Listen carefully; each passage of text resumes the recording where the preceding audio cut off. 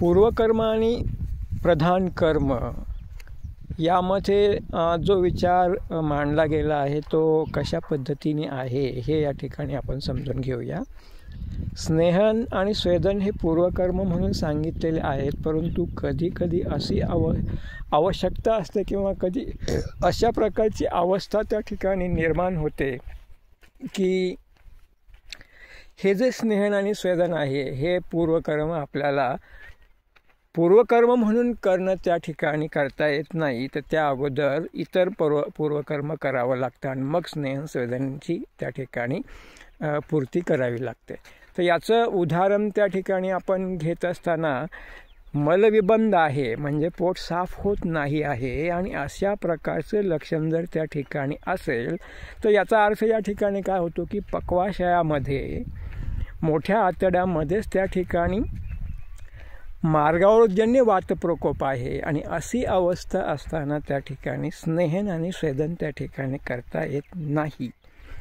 पक्वाशय रिक्त आहे, पक्वाशयामध्ये काही नाही आहे, त्या ठिकाणी पक्वाशयात काही माल नाही आहे, दोषदृष्टी पक्वाशयात नाही आहे, अशी अवस्था असेल तर त्या ठिकाणी आणि अशी अवस्था असताना पक्वाशय रिक्त असताना आणि वातव्याधी असताना वातव्याधीचं त्या ठिकाणी लक्षण असेल किंवा वातव्याधी असेल तर तो वातव्याधी जो आहे तो वातव्याधी हा धातुक्षयजन्य वातप्रकोपामुळे आहे हे आपल्याला समजावे लागेल. आणि म्हणून अशा वेळेस त्या ठिकाणी आपण स्नेहन स्वेदन आणि अनुवासन बस्तीचा चिकित्सार्थ उपयोग करू शकतो. परंतु पक्वाशयामध्ये त्या ठिकाणी मलविबंध आहे, पक्वाशय सफाई झालेली नाही आहे पक्वाशयाची, तिथे कचरा आहे, तिथे माल पडलेला आहे आणि अशी अवस्था असताना जर वात प्रकोपाची लक्षणं त्या ठिकाणी दिसत असतील, वातदृष्टीची लक्षणं जर त्या ठिकाणी दिसत असतील तर अशा वेळेस त्या ठिकाणी स्नेहन स्वेदन आपल्याला करता येत नाही. अशा वेळेस त्या ठिकाणी आपल्याला निरोह बस्तीचा अवलंब करावा लागेल. तर असं असताना जर पक्वाशयामध्ये मलविबंध आहे, पोट साफ नाही आहे आणि अशा वेळेस जर आपण स्नेहन स्वेदन केलं तर काय होणार आहे? स्नेहन आणि स्वेदनाचं त्या ठिकाणी जे काही फल आहे, स्नेहनामुळे त्या ठिकाणी काय होतं आहे तर स्नेहन केल्यामुळे दोषांच्या ठिकाणी उत्कृष्टत्व येतं आणि हे उत्कृष्ट दोष संपूर्ण शरीरामध्ये भ्रमण करू लागतात, फिरू लागतात, पसरू लागतात आणि अशा या अवस्थेमध्ये त्यांना आणि स्वेदनामुळेही असंच प्रकारे होणार. स्वेदनामुळे उत्कृष्ट दोष आणखी त्या ठिकाणी द्रवत्व त्यांना प्राप्त होणार आहे आणि हे द्रवत्व प्राप्त झालेले दोष संपूर्ण शरीरामध्ये फिरून कोष्ठामध्ये गती करणार आहेत. स्वेदही कोष्ठगतत्वम स्नेहे उत्कृष्टत्वम, लीन झालेले स्त्रोतसांना लीन झालेले, अवयवांना लीन झालेले, स्थानाला चिटकून बसलेले जे काही दोष आहेत ते दोष स्नेहनामुळे उत्कृष्ट होणार आहे, स्नेहनामुळे ते सुटे होणार आहेत आणि हे सुटे झालेले दोष स्वेदनामुळे आणखी त्या ठिकाणी त्यांच्या ठिकाणी द्रवत्व प्राप्त होणार आहेत आणि संपूर्ण शरीरामध्ये फिरू लागणार आहेत आणि मग ते कोष्ठामध्ये गती करणार आहेत आणि कोष्ठामध्ये त्या ठिकाणी विबंध असल्या कारणाने कोष्ठामध्येच वाताचा अवरोध त्या ठिकाणी आहे.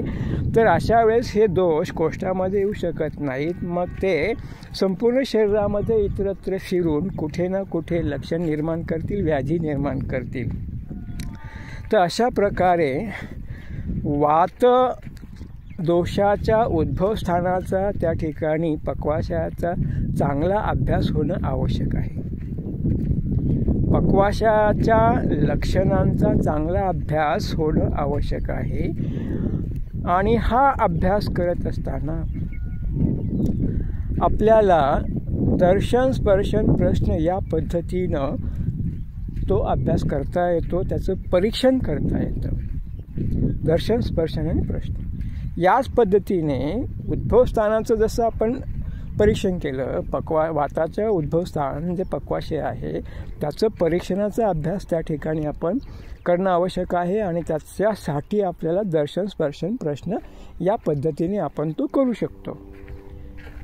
तसंच त्याचे संचारी स्थानं आहेत, त्या स्थानांचा देखील आपल्याला याच पद्धतीने परीक्षण करणं आवश्यक आहे. कटी, सक्ती, श्रोत्र, अस्थि, स्पर्शनेंद्रियम हे स्थानांचं देखील आपल्याला तपासणी करणं आवश्यक आहे. आणि ती देखील याच पद्धतीने दर्शन, स्पर्शन, प्रश्न. त्यानंतर दोष, स्थान आणि अवस्था या पद्धतीनं आपल्याला व्याधीचं निदान करता आला पाहिजे. आणि याकरिता आपल्याला 11वा 12वा अध्याय पाठांतर असणे आवश्यक आहे. दोष उत्कृष्ट असतील तर त्यांना कोष्टात आणणं आणि कोष्टातून बाहेर काढणं, आणि दोष उत्कृष्ट नसतील तर त्यांना उत्कृष्ट करून घेऊन जवळच्या मार्गाने यथासन्नम निर्हरेत या पद्धतीनं शरीरातून बाहेर काढणं हे आवश्यक असतं. तर अशा प्रकारे या ठिकाणी बस्ती हे पूर्वकर्म असू शकतं त्या त्या अवस्थेनुसार. तसं स्नेहस्वेदन हे पूर्वकर्म न ठरता पश्चात्कर्म त्या ठिकाणी होऊ शकतं विशिष्ट अवस्थेमध्ये, हे समजणं या ठिकाणी आवश्यक आहे. आणि याच पद्धतीनं वातप्रकोप हा 2 प्रकारे होतो. मार्ग अवरोधजन्य वातप्रकोप आणि धातुक्षयजन्य वातप्रकोप हे समजणं अतिशय आवश्यक आहे.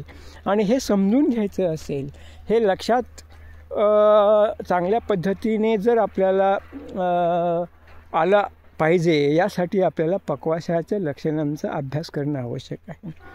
पक्वाशयामध्ये त्या ठिकाणी गडबड असली तर याचा अर्थ त्या ठिकाणी काय आहे, हा मार्गावरोधजन्य वातप्रकोप आहे असं त्या ठिकाणी आपल्याला म्हणावं लागणार आहे. आणि त्यासाठी अपतर्पण ही चिकित्सा आहे, निर्हरण ही चिकित्सा आहे, लंघन ही चिकित्सा त्या ठिकाणी ठरते. परंतु पक्वाशय रिक्त आहे म्हणजे आणि वाताच्या दृष्टीची लक्षणं त्या ठिकाणी दिसत असतील कुठेही संपूर्ण शरीरामध्ये, तरी देखील ती दृष्टी जी आहे ती धातुक्षयजन्य वातप्रकोप आहे. आणि धातुक्षयजन्य वातप्रकोप म्हणजे त्या ठिकाणी वृक्षतेची निर्मिती झालेली आहे, वाताच्या वृक्षादी गुणांची त्या ठिकाणी काय झालेलं आहे, प्रादुर्भाव झालेला आहे. आणि त्यासाठी ब्रहणाची अपेक्षा आहे, स्नेहनाची अपेक्षा आहे, हे त्या ठिकाणी आपल्याला सहजासहजी समजून येतं. आणि त्याचबरोबर त्याचे जे काही हेतू असतील ते हेतू शोधून ते बंद करणं देखील आवश्यक आहे. तर हा जो पश्चात्कर्म आणि प्रधान कर्म यांचा विचार त्या ठिकाणी होता. तसंच या ठिकाणी दुसरा एक विचार मांडला होता की रक्तमोक्ष आणि बस्ती यामध्ये देखील असाच मुद्दा त्या ठिकाणी आहे. जर पक्वाशय त्या ठिकाणी रिक्त असेल तर त्या ठिकाणी रक्तमोक्षण आपण करू शकतो. आणि जर पक्वाशय रिक्त नसेल तर त्या ठिकाणी अगोदर पक्वाशय रिक्त करून घ्यायचं आहे, त्याचं निर्हरण करायचं आहे आणि मग त्या ठिकाणी रक्तमोक्षण करायचं आहे. हे कशा करता, तर पक्वाशय रिक्त असेल तर काय होणार आहे, रक्तमोक्षण केल्यानंतर शरीरामध्ये जी काही हालचाल होते, शरीरामध्ये जी काही ढवळाढवळ होते, शरीरामध्ये जी काही यंत्रणा कामाला लागते ती या पद्धतीने कार्य करते की जे काही उत्कृष्ट दोष आहेत ते उत्कृष्ट दोष शाखा मार्गातून मध्यम मार्गातून कोष्ठाकडे गती करू लागतात. हे रक्तमोक्षणाचं एक अतिशय महत्त्वाचं कार्य त्या ठिकाणी घडतं. जसं न्यूरोबस्तीमुळे होतं तसंच कार्य त्या ठिकाणी रक्तमोक्षणामुळे देखील होतं. आणि म्हणून रक्तमोक्षण केल्यानंतर उत्कृष्ट झालेले दोष किंवा त्या ठिकाणी प्रेरित झालेले दोष हे कोष्ठाकडे गती करू लागतात आणि अशा वेळेस त्या ठिकाणी कोष्ठ रिक्त असायला पाहिजे. म्हणून रक्तमोक्षण करण्यापूर्वी कोष्ठ रिक्त आहे की नाही हे त्या ठिकाणी तपासलं गेलं पाहिजे. पक्वाशय त्या ठिकाणी रिक्त असायला पाहिजे. पक्वाशय रिक्त असेल तर मग शाखा मार्गातील दोष, मध्यम मार्गातील दोष कोष्ठामध्ये येतील. कफप्रधान दोष हे आमाशयामध्ये येतील, पित्तप्रधान दोष हे पश्चिमाशयामध्ये येतील आणि वात दोष हा पक्वाशयामध्ये येतील. आणि पुन्हा मग तिथून ते स्वतःहून त्या ठिकाणी त्यांचं बाह्य निष्क्रमण होतं. हा असा महत्त्वाचा मुद्दा त्या ठिकाणी असल्या कारणाने हा मुद्दा या ठिकाणी आपल्याला समजणं आवश्यक आहे. आणि त्याकरिता आपल्याला 11वा आणि 12वा अध्याय त्या ठिकाणी पाठांतर असायला पाहिजे, हे अतिशय महत्त्वाचं आहे. हेच विचार त्या ठिकाणी आपण काल पाहिले की दोषांची आम अवस्था आहे, साम अवस्था आहे, ती कशी ओळखणार? स्त्रोतोरोध बलभ्रंश गौरवानिल मूळथ आलस्य पक्तिनिष्ठी व मलसंग अरुचिक्लमः, ही आमाची लक्षणं त्या ठिकाणी आहेत. ही लक्षणांचा त्या ठिकाणी आपला अभ्यास चांगला झालेला असेल, ही लक्षणं त्या ठिकाणी उपलब्ध असतील तर त्या ठिकाणी आम अवस्था आहे, आणि ही लक्षणं जर त्या ठिकाणी नसतील तर निराम अवस्था हे आपल्याला समजून घ्यावं लागेल. त्यानंतर मग उत्कृष्ट अवस्था, अनुत्कृष्ट अवस्था, कोष्ठगत अवस्था आणि शाखागत अवस्था, या पद्धतीने आपल्याला थोडासा विचार करावा लागणार आहे. आणि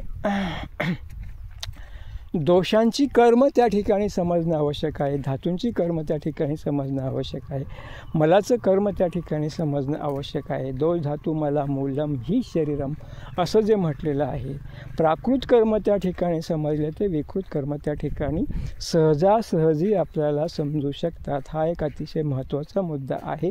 पण दोषांची कर्म त्या ठिकाणी जे काय आहे ते आपल्याला लक्षात यायला पाहिजेत. वातदोषाचं कर्म काय आहे, पित्तदोषाचं कर्म त्या ठिकाणी काय आहे, त्यानंतर कफदोषाचं कर्म काय आहे, या तीनही दोषांचं कर्म काय आहे, याचे स्थानानुसार जे 5 भेद केलेले आहेत त्यांचाही अशाच पद्धतीने विचार त्या ठिकाणी आपल्याला करावा लागणार आहे. तेही आपल्याला त्या ठिकाणी बघावं लागणार आहे. कफाच्या बाबतीत त्या ठिकाणी आपण पाहिलेलं आहे की कफाचं जे काही कार्य आहे, अवलंब कफाचं जे कार्य आहे, अवलंबन करण्याचं, धारण करण्याचं, पोषण करण्याचं कार्य, हे कार्य त्या ठिकाणी कशा प्रकारे होतं, हृदयाच्या बाबतीत कशा प्रकारे होतं, फुफ्फुसांच्या बाबतीत कशा प्रकारे होतं, पृष्ठवंश आधाराच्या बाबतीत त्या ठिकाणी कसं होतं, इतर जे काही कफ आहेत त्या कफाचं त्या ठिकाणी पोषण कसं होतं, त्या स्थानातील कफाचं कार्य कशा प्रकारे होतं, कफाच्या बाबतीत अशा पद्धतीने आपण त्या ठिकाणी समजून घेतलेलं आहे. तसंच मग पित्ताच्या बाबतीत ते धारण करतं तर कसं करतं, धारण करतं, अवलंबन करतं, पोषण त्या ठिकाणी करतं. आणि तसंच पित्ताच्या बाबतीत देखील त्या ठिकाणी पित्ताचं कार्य त्या ठिकाणी जे जाठराग्नीच्या स्वरूपामध्ये होतं, तसंच ते साधक पित्ताचं कार्य त्या ठिकाणी कशा प्रकारे आहे. त्यानंतर आणखी आलोचक पित्ताचं कार्य त्या ठिकाणी आहे, भ्राजक पित्ताचं त्या ठिकाणी कार्य आहे. तर यांची कार्य त्या ठिकाणी समजून घेणं आवश्यक आहे. कशा प्रकारे हे कार्य त्या ठिकाणी होतं हे अतिशय महत्त्वाचं आहे. त्यानंतर वातदोषाचंही आपल्याला बघितलेलं आहे. वाताचं त्या ठिकाणी प्राणाचं त्या ठिकाणी कार्य कशा प्रकारे, कसं अवलंबन करतं ते प्राणो अत्र मूर्धगः उराकंठचर बुद्धी हृदय इंद्रिय चित्तढुक. बुद्धीचं, चित्ताचं, इंद्रियांचं धारण करण्याचं कार्य, अवलंबन करण्याचं कार्य ते कशा पद्धतीने करतं हे त्या ठिकाणी महत्त्वाचं आहे. गती त्या ठिकाणी त्या अवयवाला, त्या घटकाला त्या ठिकाणी गती देण्याचं कार्य. वायू म्हणजे गती, पित्त म्हणजे रूपांतरण, परिणमन, पोषण, आणि कफ म्हणजे त्या ठिकाणी धारण पोषण हे आहेच आहे. तर हा महत्त्वाचा मुद्दा त्या ठिकाणी आहे, हे समजणं आवश्यक आहे. तर ही सर्व कर्म जी आहेत, ही सर्व कर्म आपल्या लक्षात यायला पाहिजे. आणि ही कर्म त्यांची समजली तर ह्या कर्मानुसार त्यांच्यात विकृती सहजासहजी आपल्याला, प्रकृती समजली की विकृती त्या ठिकाणी आपल्याला समजणार आहे. विकृती काय आहे ते लगेच समजते जर आपल्याला प्रकृती समजलेली असेल तर. म्हणून प्रकृतीचा विचार त्या ठिकाणी होणं आवश्यक आहे. प्रकृती काय आहे, मूळ स्वभाव त्या ठिकाणी काय आहे, काय लक्षणं आहे, त्यांचं काय कर्म आहे, कशावरून ते ओळखायचं की हे व्यानवायू आहे, हा प्राणवायू आहे, हा समान वायू आहे, हा अपान वायू आहे, हा अवलंबक कफ आहे, हा श्लेषक कफ आहे, हा क्लेदक कफ आहे, पाचक पित्त आहे, आलोचक पित्त आहे, भ्राजक पित्त आहे. त्या स्थानानुसार त्या ठिकाणी असणारं ते द्रव्य त्या पद्धतीने काम करतं. द्रव्य, गुण, कर्म हे या पद्धतीने आपल्याला समजून घेणं आवश्यक आहे. आणि म्हणून या संप्राप्तीचा किंवा या गोष्टींचा विचार त्या ठिकाणी आपल्याला करावा लागतो. तदनंतर आता हा महत्त्वाचा विचार तर त्या ठिकाणी झालेला आहेच आहे. हे जर समजलं, लक्षणं समजलं, प्राकृत अवस्था त्या ठिकाणी समजली की मग त्यामध्ये विकृती कशा प्रकारे निर्माण होणार आहे, विकृती काय असणार आहे, त्या ठिकाणी यांची त्या ठिकाणी वृद्धी होणं किंवा क्षय होणं ही विकृती आहे, किंवा यांचा संग होणं ही विकृती आहे. याला प्रकोप म्हटलेलं आहे, याला दृष्टी म्हटलेलं आहे, याला विकृती म्हटलेलं आहे. क्षय होणं, वृद्धी होणं आणि स्थानसंशय होणं याला त्या ठिकाणी काय म्हटलेलं आहे? प्रकोप म्हटलेलं आहे. याला प्रकोप म्हटलेलं आहे, याला दृष्टी म्हटलेलं आहे, याला विकृती म्हटलेलं आहे. आणि अशा अवस्थेमध्ये ती स्वतःची कर्म त्या ठिकाणी करत नाहीत, विकृत कर्म त्या ठिकाणी घडतं आणि अशा प्रकारे याला संप्राप्ती आपण म्हणतो. हे या ठिकाणी आपल्याला सहजासहजी समजते. अतिशय सुंदर पद्धतीने हा विचार या ठिकाणी मांडलेला होता. तो आपण एकदा बघितला आणि आता त्याची पुनरावृत्ती देखील त्या ठिकाणी केलेली आहे.